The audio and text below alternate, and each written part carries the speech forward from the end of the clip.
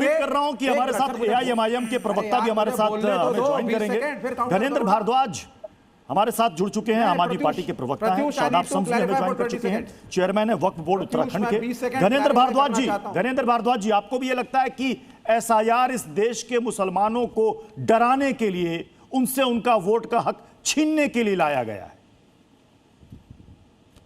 देखिए प्रत्युष जी, निश्चित तौर पर एसआईआर की प्रक्रिया को लेकर पूरे देश में सवाल उठे। जिस तरीके से एसआईआर की प्रक्रिया बिहार में हुई, जिस तरीके से बिहार में बड़े पैमाने पे लाखों लोगों के वोट काटे गए, और उसके बाद बिहार का नतीजा क्या है ये भी देश ने देखा कि इतने साल नीतीश कुमार की सरकार चलने के बाद भी ऐसा लग रहा था जैसे प्रो इनकम्बेंसी की सरकार चल रही हो, और भारतीय जनता पार्टी जिसका वहां पे वजूद नहीं था, भारतीय जनता पार्टी ने भी बहुत बड़े मैंडेट के साथ जीत करी। तो एसआईआर को लेकर सवाल तो उठे, और उसी बिहार को लेकर मैं माफी चाहूंगा घनेंद्र भारद्वाज जी, उसी बिहार को लेकर के याचिका सुप्रीम कोर्ट में डाली गई थी, और सुप्रीम कोर्ट ने साफ साफ कहा कि चुनाव आयोग का अधिकार, और इस पूरी प्रक्रिया में चुनाव आयोग ने क्लियर किया बिहार वाले मैटर में, उन्होंने कहा कहीं कोई खामी नहीं है। तो या तो फिर आप सुप्रीम कोर्ट के उस आदेश को, फैसले को भी आप गलत बता दें।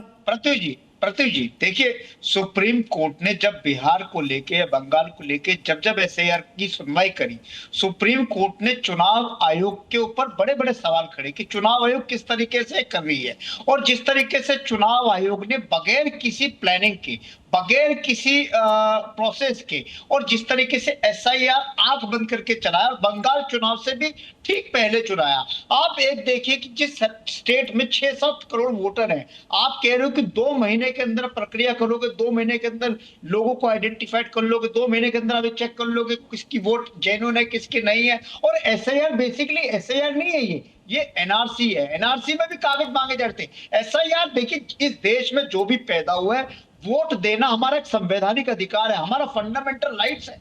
अगर किसी इंसान का वोट छीना जा रहा है तो ये देश के संविधान के साथ खिलवाड़ है। एनआरसी में कागज मांगे जाते हैं। हमने सुना था कि एनआरसी का ड्राफ्ट था, एनआरसी में कागज की बात हुई थी। मतलब रोहन गुप्ता जी जो पुरानी सूची है, एक सेकंड घनेंद्र भारद्वाज जी एक सेकंड रोहन गुप्ता जी, तो इसका मतलब कि जो पुरानी मतदाता सूची है उसको जस के तस रहने देना चाहिए, क्योंकि अगर उनसे अगर वेरीफाई करने के लिए कागज या डॉक्यूमेंट मांग लिए गए तो फिर अस्तित्व पर सवाल खड़ा हो जाएगा। रोहन गुप्ता जी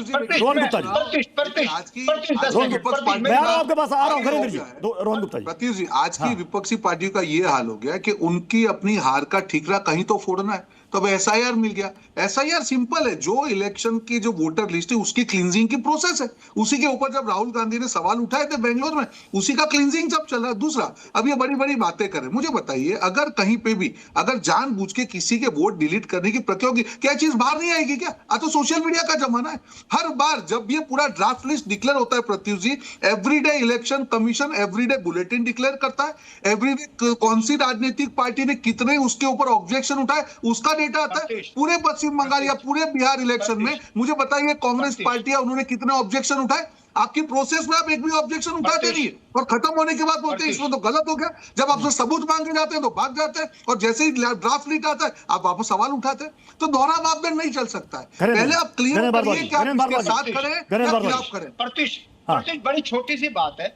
बिहार के अंदर जब एसआईआर हुआ, बिहार के अंदर तकरीबन 65 लाख लोगों को सस्पेक्टेड लिस्ट में डाला गया, और बिहार के अंदर भी तकरीबन 22 लाख लोगों को वोट डालने से रोका गया। और सेम बंगाल में हुआ, 90 लाख लोग सस्पेक्टेड लिस्ट में गए, 28 लाख लोगों को वोट डालने से रोका गया। 22 लाख लोग कौन लेके आए? एक वोटर भी लेके आया कांग्रेस पार्टी। ये मुद्दा ही खत्म हो गया था चुनाव में। जैसे ही परिणाम आया वापस ये मुद्दा आ गया प्रत्युष जी। लास्ट 20 दिन बिहार चुनाव में एसआईआर का मुद्दा था ही नहीं, गायब हो गया था मुद्दा, और वापस आ गया चुनाव आते ही मुद्दा वापस आ गया। रोहन, बिहार और बंगाल में मुझे बताइए धर्मेंद्र जी, बिहार में लास्ट 20 दिन में आप मुझे एक भी भाषण दिखाइए जब राहुल गांधी ने एसआईआर का नाम भी लिया। वो मान लिया था कि लिस्ट डिक्लेयर हो गया, हम लोग खुश हैं उसमें, किसी ने कोई ऑब्जेक्शन नहीं उठाया।